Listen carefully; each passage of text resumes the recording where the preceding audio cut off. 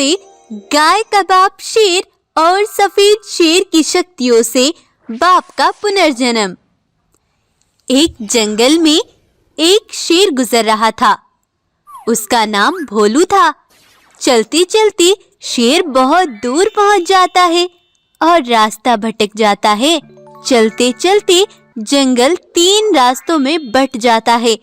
भोलू शेर को समझ नहीं आ रहा था कि उसे कौन से रास्ते पर जाना है। तो चलिए देखते हैं आगे क्या होगा। इसके लिए आप इस वीडियो को अंत तक जरूर देखिए और हाँ, इस चैनल को सब्सक्राइब कर लें अच्छी और यूनिक स्टोरीज के लिए। ये है बब्बर शेर। बब्बर शेर बहुत ही ईमानदार और शांत स्वभाव का था।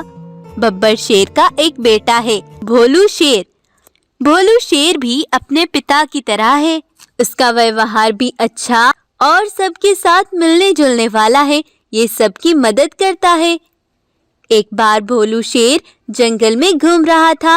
रास्ते में उसे एक गाय का बच्चा दिखता है। वो बहुत रो रहा था। यह देखकर भोलू उसकी मदद करने के लिए उसके पास जाता है तो देखता है वहाँ एक गाय मरी पड़ी थी। यह गाय इस बच्चे की माँ थी। तब भोलू पूछता है, क्या हुआ गाय बहन, क्यों रो रही हो? क्या हुआ गाय बहन, क्यों रो रही हो?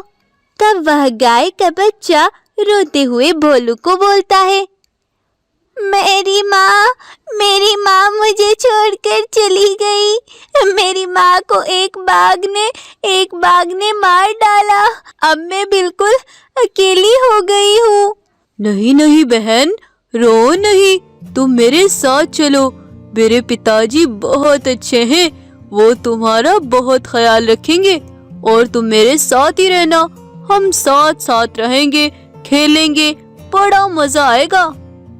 भोलू शेर की ये बातें सुनकर गाय को बहुत अच्छा लग रहा था।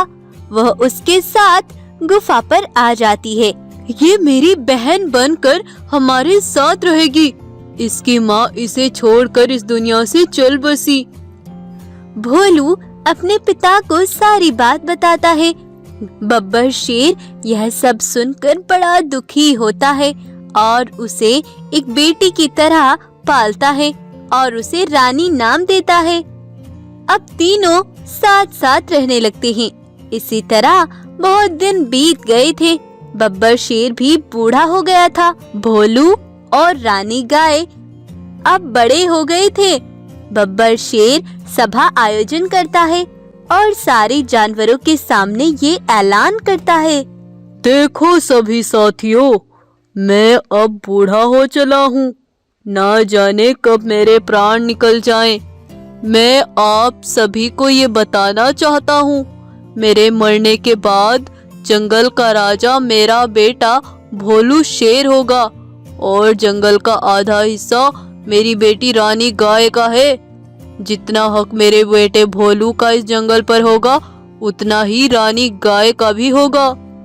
दोनों का हिस्सा बराबर है।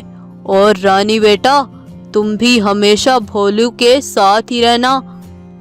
सारे जानवर और भोलू रानी भी इस बात को स्वीकार कर लेते हैं। अगले दिन बब्बर शेर की तबीयत अचानक खराब हो जाती है और थोड़ी ही देर में बब्बर शेर की मृत्यु हो जाती है। यह देखकर भोलू बहुत दुखी होता है। अगले दिन भोलू गुफा पर बिल्कुल अकेला था। वो बहुत दुखी मन से अपने पिता को याद कर रहा था। तभी रानी गाय एक बाघ के साथ गुफा की तरफ आ रही थी। दोनों को साथ आता देख भोलू शेर चौंक जाता है और सोचने लगता है, अरे ये क्या, ये रानी बहन इस बाघ को अपने साथ यहाँ क्यों ला रही है? ये तो इसकी माँ का कातिल है। इस बाघ ने ही तो इसकी माँ को मारा था। तब रानी गाय और बाघ उसके पास आते हैं। तब रानी गाय भोलू से कहती है, अरे भोलू शेर, चलो यहाँ से, अब यहाँ तुम्हारा कोई काम नहीं। ये जंगल अब